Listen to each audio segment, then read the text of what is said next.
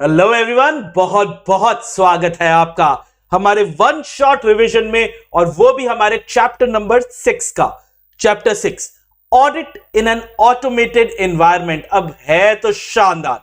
जिस बच्चे को समझ आ गया उसके लिए इससे इजी कोई चैप्टर नहीं है। जिसको नहीं आया वो सर पकड़ लेता है कि ये क्या है, मैं EIS पढ़ रहा हूं, मैं ऑडिट पढ़ रहा हूं, मैं क्या पढ़ रहा हूं, वो यहां पे हो जाता है। एक मजे की बात बताऊं, मैं हमेशा आप लोगों को एक चीज तो बोलता ही हूं कि यार आपको ये वाला चैप्टर पढ़ना है तो बुक से भी पढ़ना पड़ेगा, यानी ICI मॉड्यूल या मेरे जो स्टडी मटेरियल है उससे पढ़ना पड़ेगा।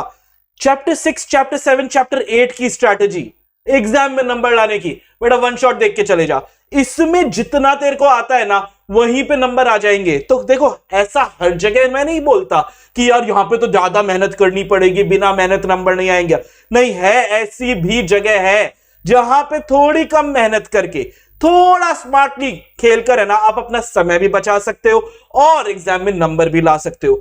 चैप्टर 6 एक ऐसा चैप्टर है जिसको आप सिर्फ यहां से करके जाओ तो भी गुड चांस है कि सारे नंबर ले आओगे। नहीं तो 75% नंबर जितने के भी आया, 4 नंबर का आया, 6 नंबर का आया, 8 नंबर का आया, 75% नंबर तो आप यहां से पक्का लेके आओगे।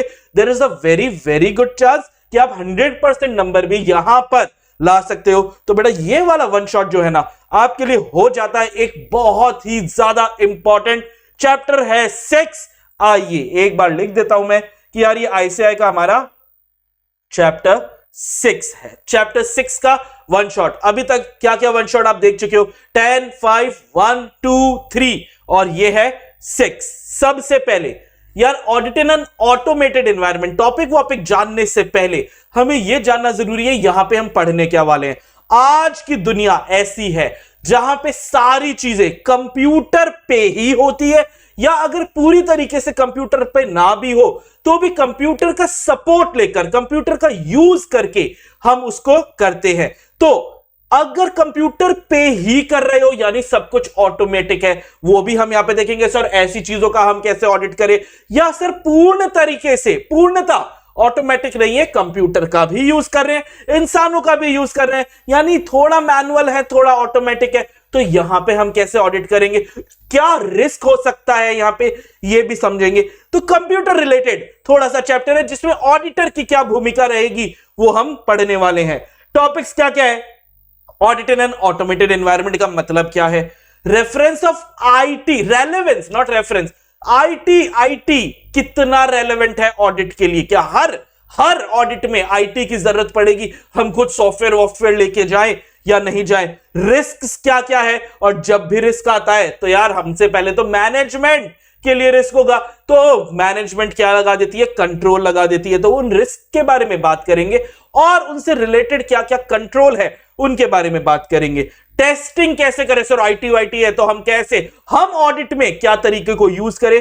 Internal financial control as per regulatory requirement.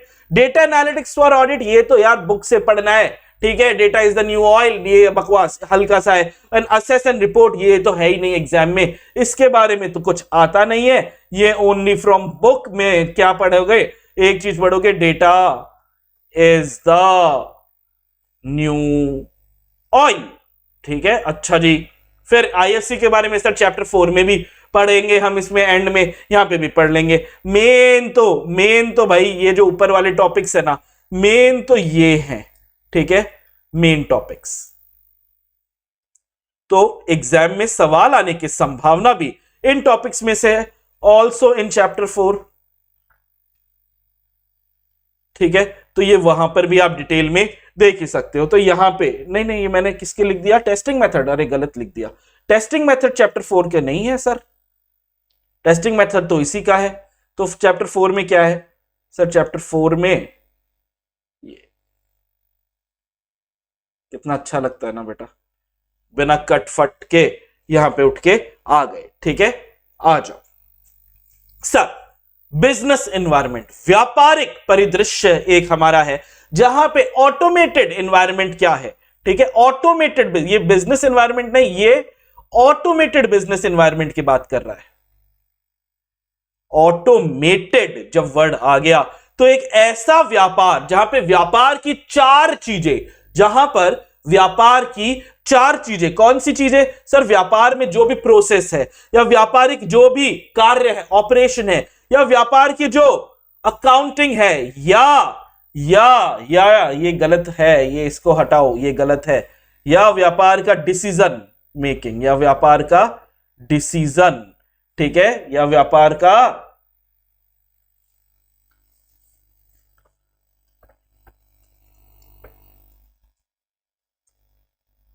Sir क्या लिखा? ये लिखा, ठीक है, या व्यापारिक डिसीजन, ठीक है, या व्यापारिक डिसीजन। ये सब कैसे होता है सर? व्यापार की चार चीजें, व्यापार की चार चीजें, पता ही नहीं लगा बच्चों को। तो process, operation, accounting and decision, ये चारों चीजों में से या तो चारों चीजें या कोई एक, कोई दो, कुछ भी, आर कैरिड आउट यूजिंग या तो कंप्यूटर सिस्टम, या इसका नाम बोल दो इंफॉर्मेशन सिस्टम, या इंफॉर्मेशन टेक्नोलॉजी सिस्टम, कोई नाम से बोल लो। सर ये एक व्यापार, ऐसा व्यापार है जहां पे चारों चीजें, प्रोसेस, डिसीजन, ऑपरेशन, अकाउंटिंग, चारों या चारों में से कोई भी या तो कंप्यूटर सिस्टम पे हो रहा है या इंफॉर्मेशन टेक्नोलॉजी सिस्टम को यूज करके हो रहा है। डेफिनेशन याद हो गई? बिल्कुल। तो आइए सर ये ऑटोमेटेड इन्वायरमेंट में क्या होता है? ये अगर मैं कंप्यूटर को यूज करूंगा तो क्या फायदा? यानी ये बचपन में पढ़े थे सर, कंप्यूटर के फायदे, ठीक है, कंप्यूटर के फायदे सर बचपन में जब पहली बार कंप्यूटर पढ़ा था तो वो फायदे आज भी वही फायदे हैं। ये ऑटोमेटेड, ये कंप्यूटर के फायदे या automated environment, automated business environment के फीचर्स बोल दो, ठीक है। एग्जाम में क्वेश्चंस कैसे भी आ सकता है। आंसर बड़ा सिंपल है कि यार कंप्यूटर होगा, ऑटोमेटेड, अगर व्यापार रहेगा तो उससे क्या होगा, क्या मजा आएगा आपको सर?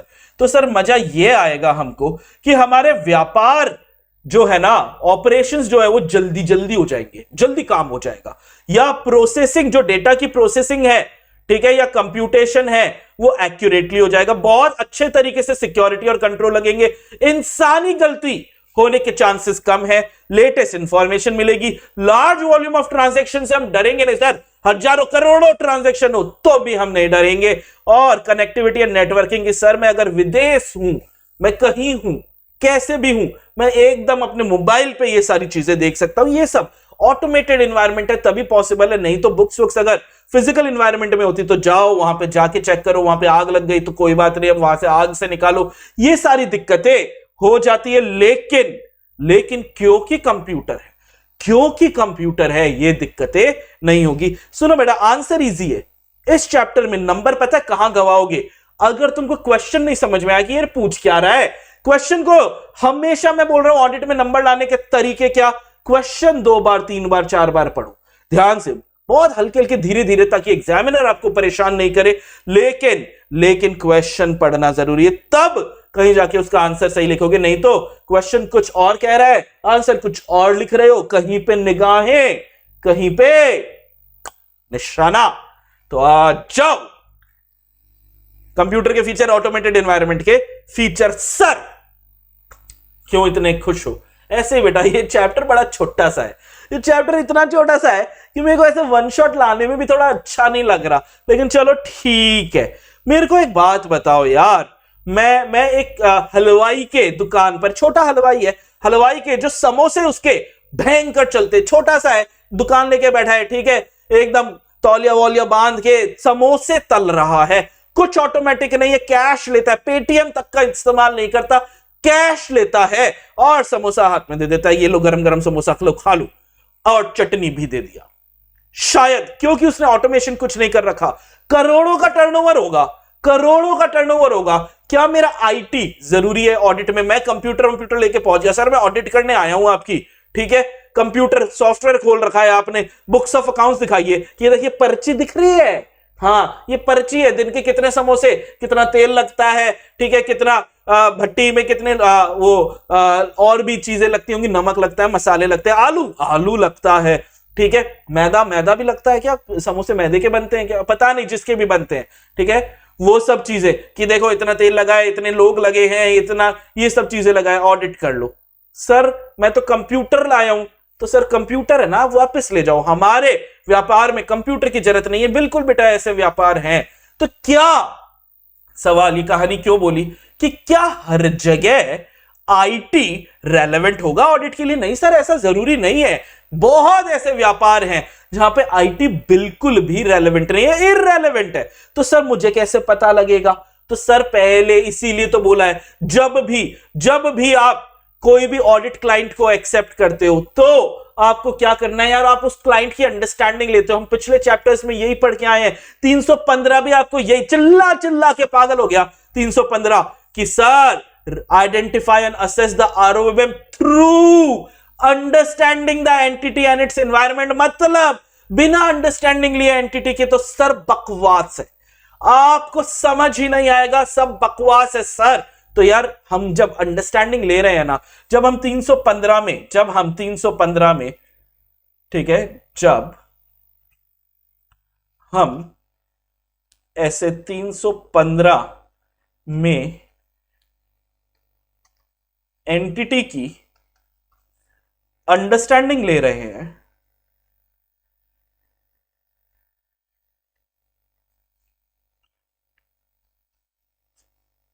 प्राप्त कर रहे हैं,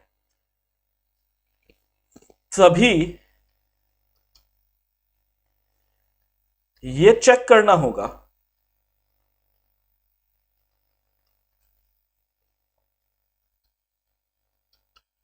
कि क्या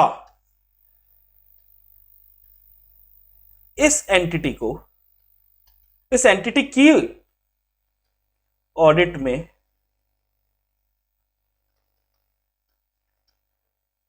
आईटी की जरूरत है।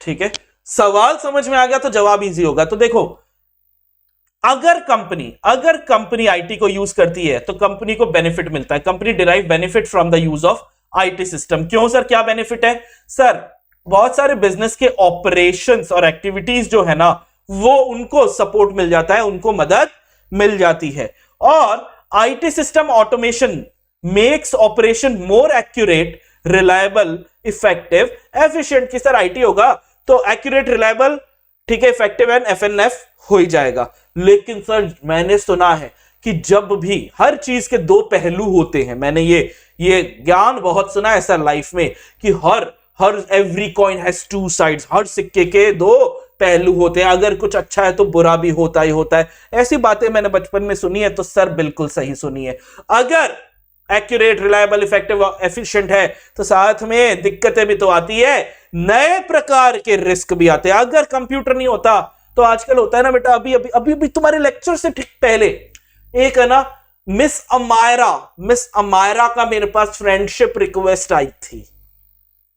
ठीक है, मैंने इधर देखा, मैंने उधर देखा, क्या हमारी वाइफ आ चुकी? नहीं आई। मैंने कहा क्या ही पता लगेगा, दोस्ती ही तो कर रहे हैं। मिस अमायरा को अगर मैंने, ठीक है, एक्सेप्ट कर लिया और हमारी बातचीत होने लगी और हमारी दोस्ती परवान चढ़ गई और हम एकदम, बस क्या ही बोले। ठीक है, उसने एकदम से बोला, अरे यार अंकित, एक बार है ना 500 रुपए की जरूरत पड़ी है यार, दे सकता है क्या? मैंने कहा क्या बात कर दी, 500 रुपए अभी भेजता हूं कि मैं पक्का कल दे दूंगी। मैंने कहा डन है यार, ठीक है। मैंने 500 रुपए भेज दिए, उसने कल दे भी दिए। मेरे को यार कितनी अच्छी लड़की है। मैंने अपने वाइफ को आज तक जितने पैसे दिए कभी वापस नहीं आए, लेकिन वो 500 आ गए। फिर कुछ दिन बाद, यार अंकित एक बार 5000 की जरूरत है। मैंने कहा यार 5000 की थोड़ा ज्यादा हो गया, कि हाँ यार मैं कल पक्का देती हूँ, और पहले हुआ तो पक्का उससे पहले। कहा डन है। मैंने दिल पे पत्थर रख के 5000 भी भेज दिए और पैसे आ भी गए। अब क्या भरोसा बढ़ेगा? जी हाँ, बहुत सारा भरोसा हो गया था हमको। और फिर यार अंकित एक बार 5 लाख की जरूरत। मैंने कहा ओ मैं मास्टर हूं, मेरे पास 5 लाख नहीं है। कि कितने है? कि यार गुल्लक उल्लक देखना पड़ेगा। देखता हूं ₹1,00,000 भी नहीं तो गुरप्रीत सर से ले लेंगे, उनके पास 3,500 करके बहुत सारा पैसा है। ठीक है, नहीं तो नितिन सर तो है, वो तो पैसे वाले है, वो तो शक्ल से ही पैसे वाले लगते हैं। तो उनसे मैंने मांग के, ठीक है कि यार इज्जत की बात है, मैंने ठीक है मांग के पैसे दे दिए। मैं अगले दिन का वेट कर रहा था, पैसा आएगा पैसा आएगा पैसा आएगा। मतलब अगर कंप्यूटर नहीं होता तो मिस समायरा भी नहीं होती ना। कई बार होता है बेटा, कई बार होता है। ऐसी चीजें तुम्हारे साथ हुआ है क्या? है? तुम बताना मेरे को कमेंट बॉक्स में। इस चैप्टर के तो मैं पक्का से चेक करने वाला हूं। तो आ जाओ, नए रिस्क आ गए यार लाइफ में, including IT specific risk. In risk को, अब रिस्क है, ठीक है सर रिस्क है तो ही तो, नहीं नहीं नहीं नहीं नहीं, नहीं। तो आईटी वाले रिस्क को हमसे पहले, ये रिस्क किसके लिए है? जो आईटी को यूज कर रहा है। कौन कर रहा है? वो एंटिटी, वो हलवाई आईटी को यूज कर रहा है। तो हमसे पहले तो वो कंसिडर करेगा, असेस करेगा, और हमसे पहले तो ऑडिटर से पहले तो वो रिस्पॉन्ड करेगा। कौन? वो मैनेजमेंट जिसकी हम ऑडिट कर रहे हैं। तो अगर आईटी को यूज कर रहा है तो पहले इन रिस्क को वो कंसिडर, असेस और रिस्पॉन्ड करेगा सर। उसके बाद हम, जी हां, उसके बाद हम भी करेंगे। इवन ऑडिटर्स को पहले मैनेजमेंट, लेकिन उसके बाद ऑडिटर को भी अंडरस्टैंड करना है, असेस करना है और रिस्पॉन्ड करना है सच रिस्क जो आईटी की वजह से आते हैं। क्या समझ में आया? क्या आईटी रेलेवेंट है भाई? कंपनी को फायदा होता है तो रिस्क भी होगा। पहले कंपनी उन रिस्क को समझे, उसके बाद हम सिचुएशन। कुछ एग्जाम्पल है ऐसे जहां पे, जिन सिचुएशंस में, सिचुएशन इज द कीवर्ड बेटा, सिचुएशन इज द कीवर्ड। कुछ ऐसे सिचुएशन जहां पे आईटी रेलेवेंट होगा ही होगा ऑडिट के लिए। मतलब अगर ये सिचुएशन तुमको व्यापार में उस एंटिटी में दिखी, अगर ये वाली सिचुएशन उस एंटिटी में दिखी, तो तुमको आईटी को यूज करके ऑडिट करना है, नहीं तो आईटी को यूज नहीं करो, चलेगा। कब सर, कब हम आईटी को यूज करेंगे ऑडिट के लिए? जब वो एंटिटी, ये क्या है, मैं पहले सवाल लिख देता हूं कि कब ऑडिटर आईटी को यूज करेगा। सिचुएशन इज द कीवर्ड, ठीक है, सिचुएशन इज द कीवर्ड। कब ऑडिटर आईटी को यूज करेगा एंटिटी की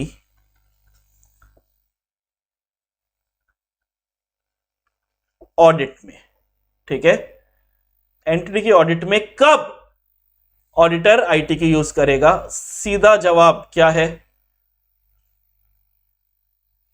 जब एंटिटी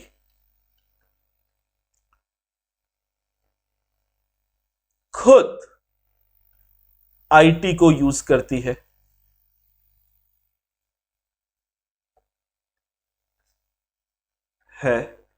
अपने बिजनेस और बिजनेस के लिए, अपने व्यापार के लिए, बिजनेस,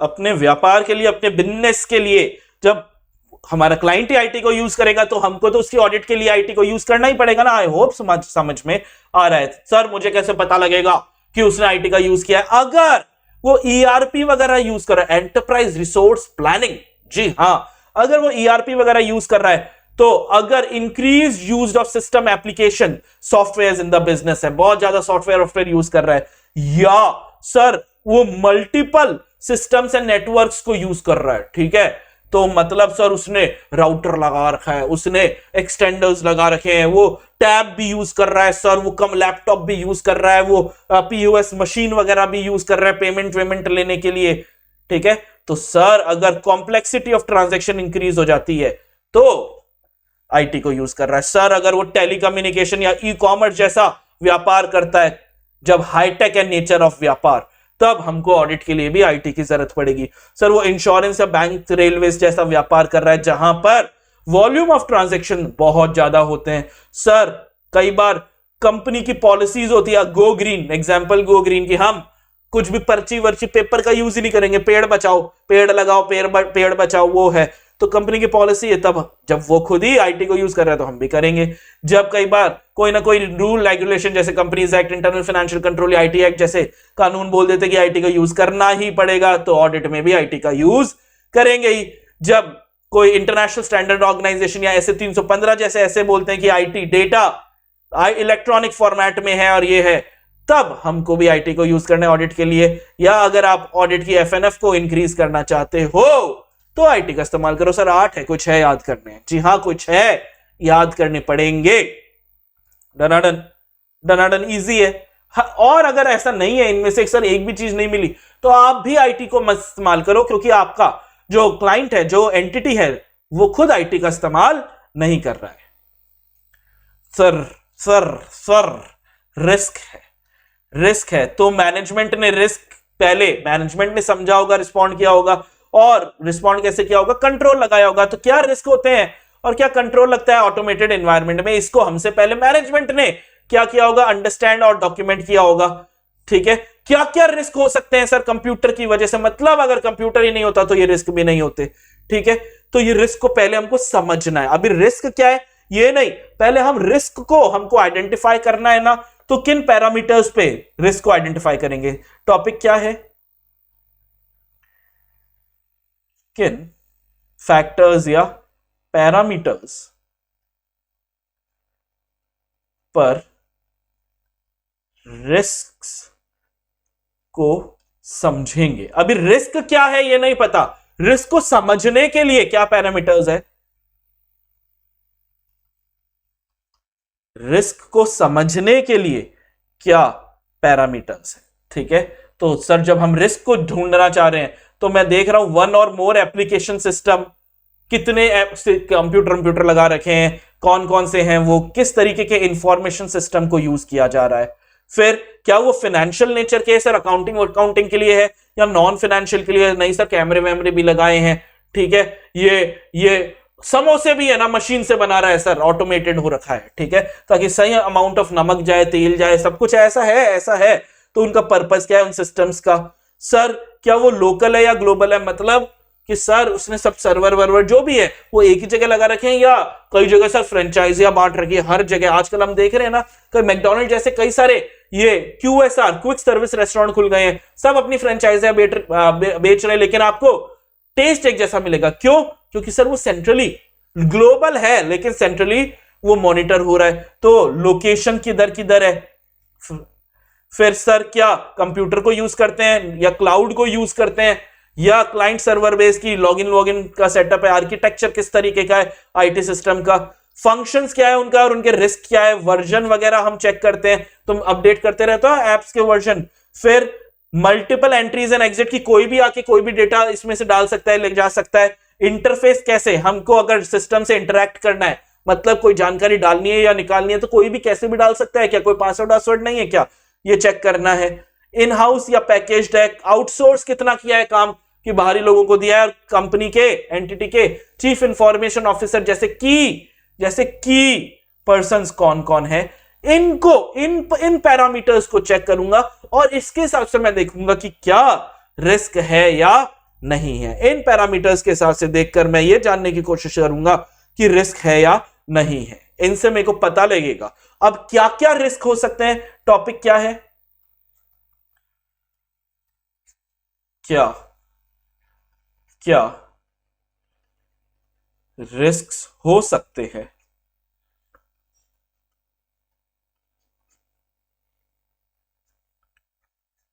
आईटी की वजह से?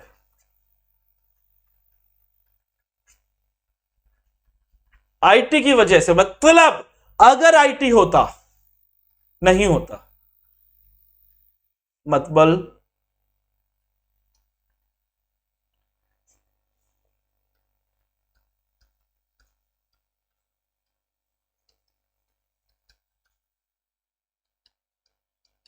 आईटी नहीं होता व्यापार में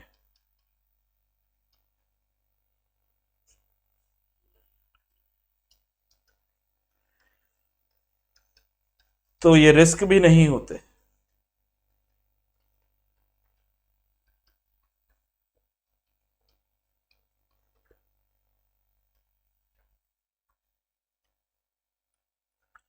अगर अगर ये आईटी नहीं होता तो ये रिस्क नहीं होते। क्या क्या रिस्क हो सकते हैं सर? ये सर कंप्यूटर पागल हो गया, इनएक्यूरेटली डेटा को प्रोसेस कर रहा है, या मैं पागल हो गया जिसने गलत डेटा दिया था, प्रोसेसिंग इनएक्यूरेट डेटा। मजा आता है जब दोनों पागल हो गए, कंप्यूटर भी पागल मैं भी पागल। जिसने डेटा डाला वो उसने गलत डेटा डाल दिया, तो जब गलत डालोगे तो गलत आंसर मिलेगा ही। या हमने तो सही डेटा डाला था, कंप्यूटर गलत, पता नहीं सर क्या चल रहा है, मैंने ये बटन दबा रहा हूं कुछ काम कुछ और ही कर रहा है। तो या दोनों ही पागल। या इन अनऑथराइज्ड एक्सेस टू डेटा, कोई भी आके डेटा को एक्सेस कर सकता है, कंप्यूटर है तभी होगा।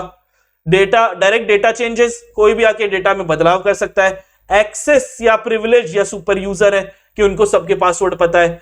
Lack of adequate segregation of duty कि भैया ये काम तेरा नहीं सर, तू ही अकाउंटिंग कर ले, तू ही सब काम कर ले, कैशियर भी तू, अकाउंटेंट भी तू, मैनेजर भी तू, टीसीडब्ल्यूजी भी तू, शेयर होल्डर भी, सब कुछ तू ही है, तो भाई गलत तो कर ही सकता है। Unauthorised changes to systems and program, main program में बदलाव कर दिए। या loss of data, pen drive में डेटा डाला था, करप्ट हो गई, तो एक पेन ड्राइव कंप्यूटर है तभी तो है, अगर ये पेन ड्राइव ही नहीं होती, ठीक है, तो ये डेटा लॉस भी नहीं होता।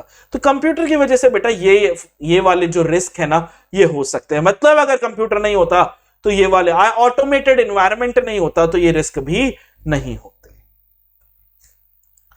अब अगर ये रिस्क रियलिटी में बदल गए तो सर कितना प्रभाव पड़ेगा, किधर किधर प्रभाव पड़ेगा। अगर, ठीक है, टॉपिक समझना जरूरी है। अगर आईटी वाले रिस्क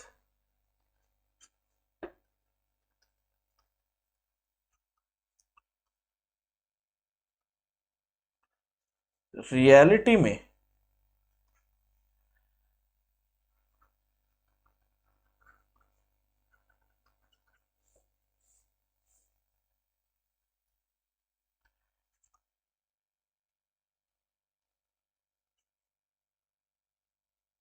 सब उनका इम्पैक्ट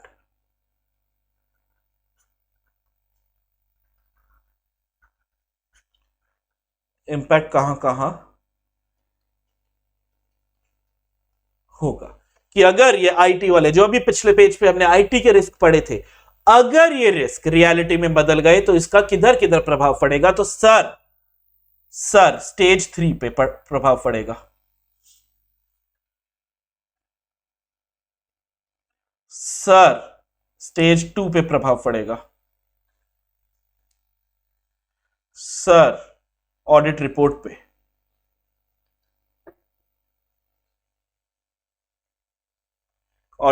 पे, तो कहां का प्रभाव पड़ेगा सर। आइए सर, अगर कंप्यूटर पागल हो गया, मैं पागल हो गया, या दोनों पागल हो गए, या अनऑथराइज्ड डेटा चेंज हो गया, तो सर इसकी वजह से सब्सटेंटिव ऑडिट पे यानी स्टेज 3 पे क्या प्रभाव पड़ेगा कि सर मैं जो डेटा सिस्टम दे रहा है उस पर भरोसा ही नहीं कर सकता।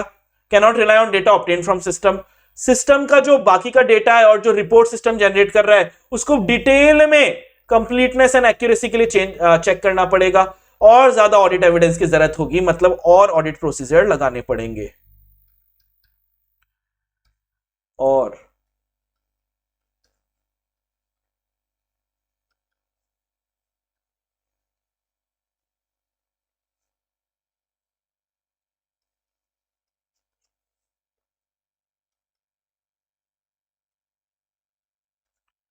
ज्यादा ऑडिट प्रोसीजर्स हथियार लगाने होंगे।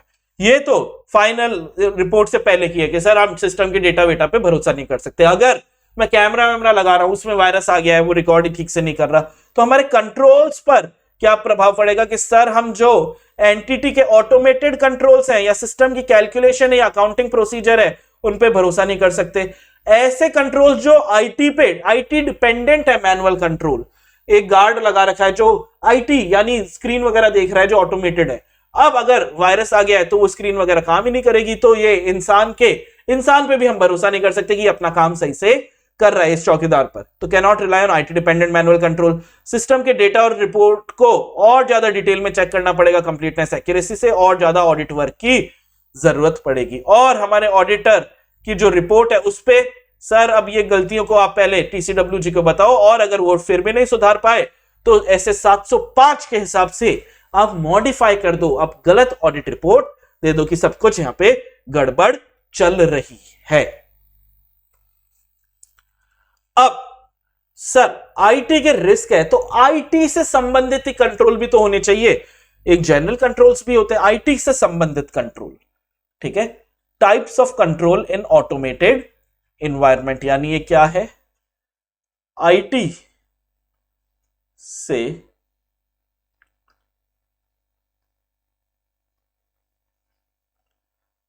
आईटी से संबंधित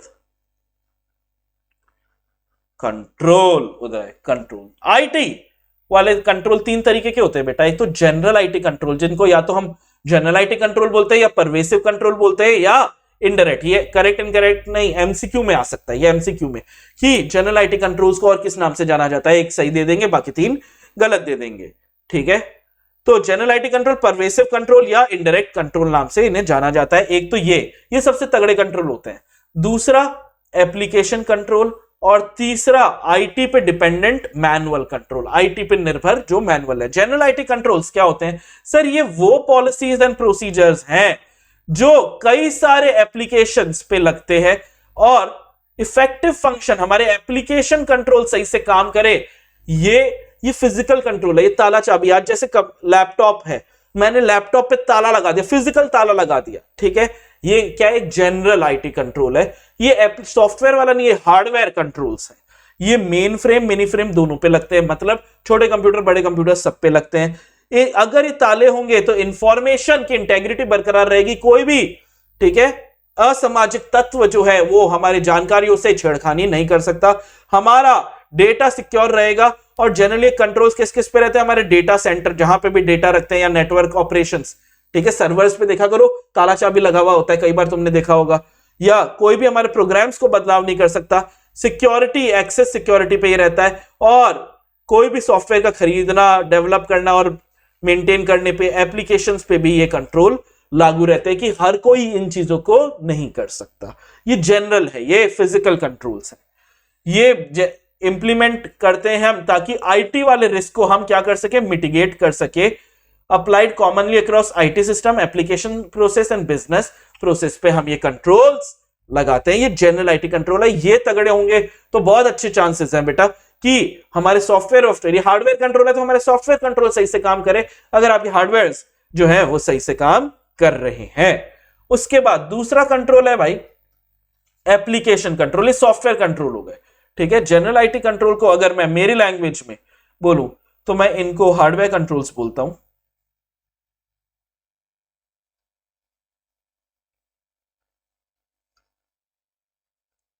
तो अगर ये हार्डवेयर कंट्रोल है तो एप्लीकेशन कंट्रोल क्या हो गया भाई, ये सॉफ्टवेयर कंट्रोल्स हो गए।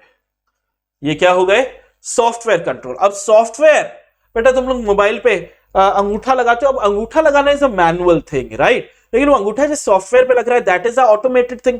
ठीक है, तो ये एप्लीकेशन ऑटोमेटेड भी हो सकता है या मैनुअल भी हो सकता है। ठीक है, अंगूठा लगाना इज अ मैनुअल थिंग, या आंखें स्कैन हो रही है, फेस स्कैन हो रही है, मैनुअल थिंग है। ऑटोमेटेड या मैनुअल कंट्रोल जो बिजनेस प्रोसेस पे लगता है, ये ऑलरेडी एम्बेडेड होता है आईटी एप्लीकेशंस पे, ईआरपी हमारे सॉफ्टवेयर के थ्रू। और अगर ये सॉफ्ट होते हैं तो इंश्योर करते हैं completeness, accuracy and integrity of those system. और तीसरा हमारा कंट्रोल क्या है, आईटी डिपेंडेंट मैनुअल कंट्रोल। ये तो मैनुअल कंट्रोल ही है, ये तो क्या है भाई, ये तो मैनुअल कंट्रोल ही है, जो किसी ना किसी प्रकार से डेटा, इंफॉर्मेशन या रिपोर्ट जो आईटी सिस्टम या एप्लीकेशन ने बनाई है उनको ये लोग यूज करते हैं। ये इंसान है जो कंप्यूटर पे द्वारा बनाई गई कोई डेटा, कोई रिपोर्ट, कोई इंफॉर्मेशन को यूज करके कंट्रोल करते हैं। इसका बेस्ट एग्जांपल मैं दे देता हूं, इसको ऐसे, मैं एग्जांपल नहीं, मैं इसको मतलब बता देता हूं।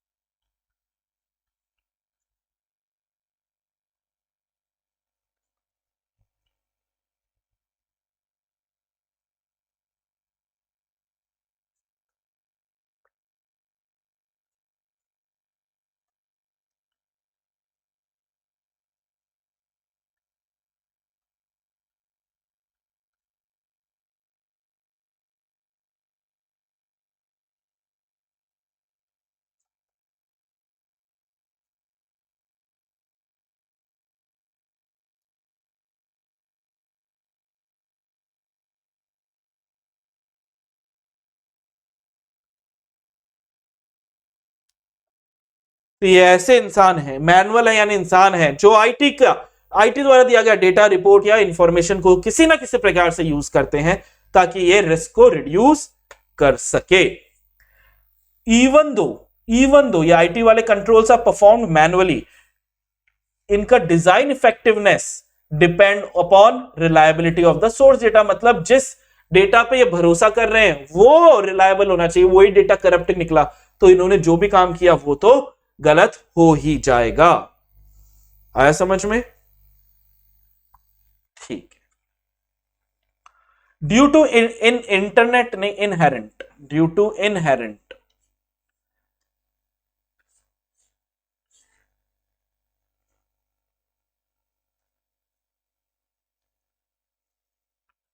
due to inherent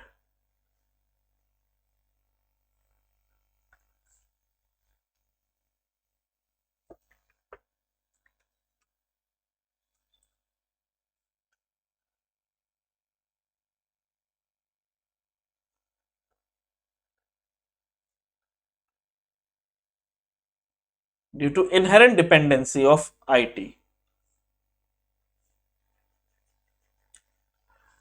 manual control अगर इनहेरेंटली आईटी पे डिपेंडेंट होते तो इनकी effectiveness and reliability of automation and IT dependent controls ये तभी अच्छे होंगे जब जनरल आईटी कंट्रोल शानदार होंगे।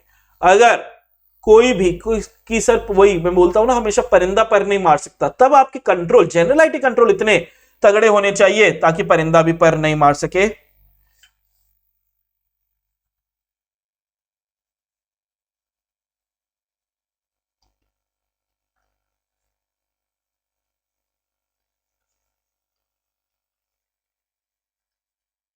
जनरल आईटी कंट्रोल्स इतने तगड़े होने चाहिए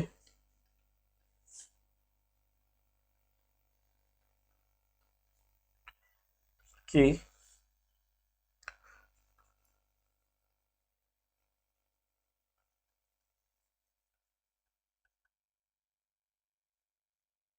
एप्लीकेशन कंट्रोल्स पर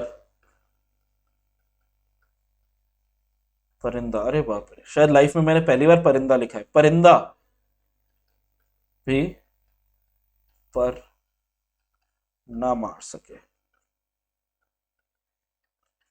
ठीक है, ताला चाबी इतने तगड़े होने चाहिए। फिर सर जनरल आईटी कंट्रोल्स और एप्लीकेशन कंट्रोल में कोई लड़ाई है क्या? वर्सेस लिखा, नहीं बेटा कोई लड़ाई नहीं है, लड़ाई माफ करो। ठीक है, दोनों ही आपस में इंटर रिलेटेड है और इनके संबंध इतने मजबूत है, रिलेशनशिप इतने तगड़े हैं कि जनरल आईटी कंट्रोल्स की जरूरत पड़ेगी अगर आपको चाहिए कि एप्लीकेशन कंट्रोल सही से काम करे, और दोनों की जरूरत पड़ेगी, जनरल और एप्लीकेशन कंट्रोल। ये दोनों कौन हुए?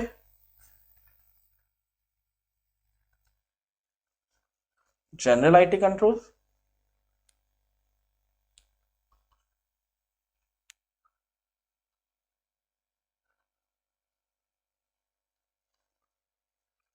जनरल आईटी कंट्रोल्स और एप्लीकेशन कंट्रोल दोनों की जरूरत होगी। अगर ये दोनों मिलेंगे तो ही क्या होगा? Complete and accurate information processing होगा आईटी सिस्टम से।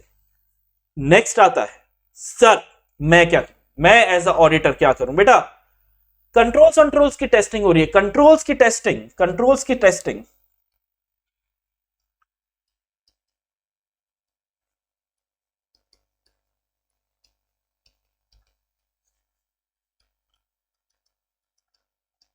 एफएपी का पार्ट है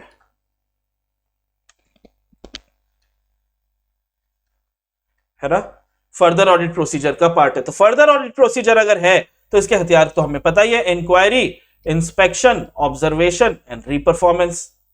ये बात तो पता ही थी सर। यहाँ पे 330 है फर्दर ऑडिट प्रोसीजर, 315 होता तो हम एनालिटिकल प्रोसीजर लिखते, लेकिन ये तो 330 है, फर्दर ऑडिट प्रोसीजर है, तो इंक्वायरी, इंस्पेक्शन, ऑब्जर्वेशन, रीपरफॉर्मेंस। अब अकेला इंक्वायरी आप करना चाहो ना बेटा तो ये सही नहीं है, क्योंकि इंक्वायरी अलोन ये इंक्वायरी जो है ये मोस्ट एफिशिएंट तो है, best but least audit evidence देता है, इसीलिए अकेले इंक्वायरी को नहीं करते, इसको हम कॉम्बिनेशन में यूज करते हैं बाकी तीन हथियारों के, रीपरफॉर्मेंस, इंस्पेक्शन एंड ऑब्जर्वेशन, क्योंकि अकेला इंक्वायरी तो सफिशिएंट ही नहीं है। अकेला इंक्वायरी मोस्ट जल्दी आंसर देगा, मोस्ट एफिशिएंट है, लेकिन third class least audit evidence, reliable ही नहीं होते इनके ऑडिट एविडेंस।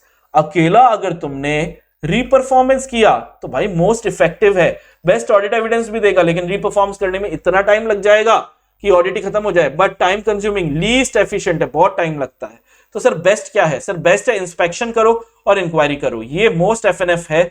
लेकिन which, when and what test to use is a matter of professional judgment। और ऑडिटर ये जजमेंट किस आधार पे लेता है? कितना रिस्क है, क्या कंट्रोल एनवायरनमेंट है, कितना ऑडिट एविडेंस की जरूरत है, इतिहास क्या बोलता है कि कितना इस एंटिटी में गड़बड़ियां होती है, बिजनेस कितना कॉम्प्लेक्स है, और क्या जो असर्शन जो ऑडिटर ने मांगे वो मैनेजमेंट ने एड्रेस किए क्या।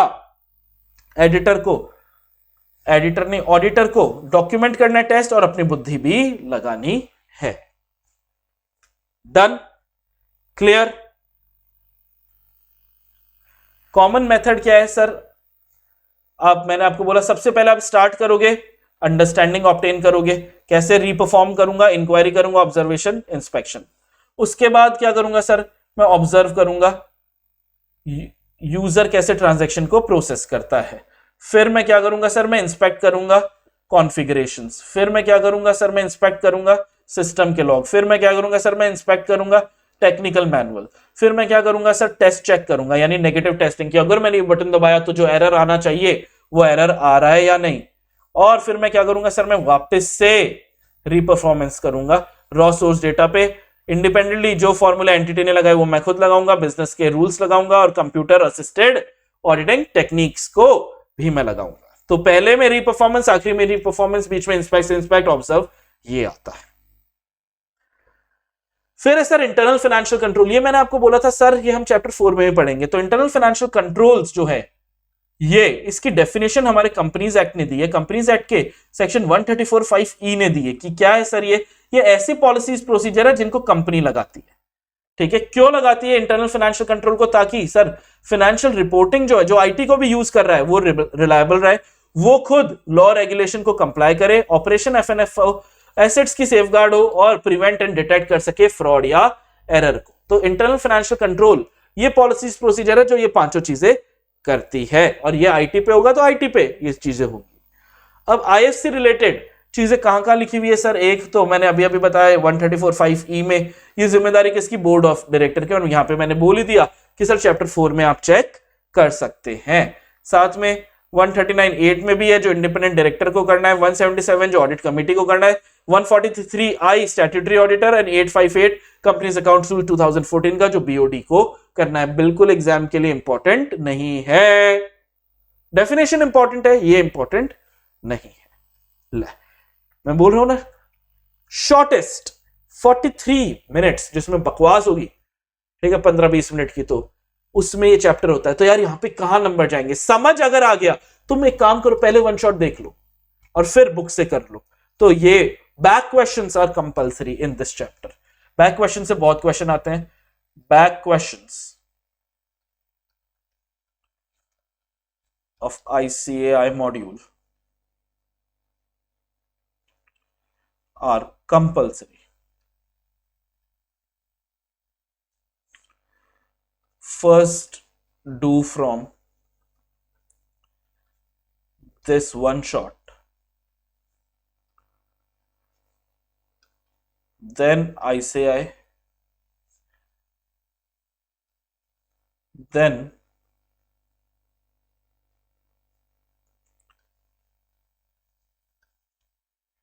back questions, and हो गया आपका काम खत्म। So that was our chapter number 6, audit in an automated environment. I'll see you guys in the next chapter, which is chapter number 7, audit sampling, important chapter. Thank you so much guys। कोई भी doubt हो जरूर पूछो, मैं आपके ये doubt sections में देखता रहता हूँ, YouTube कमेंट बॉक्स भी देखता रहता हूँ। Bye bye.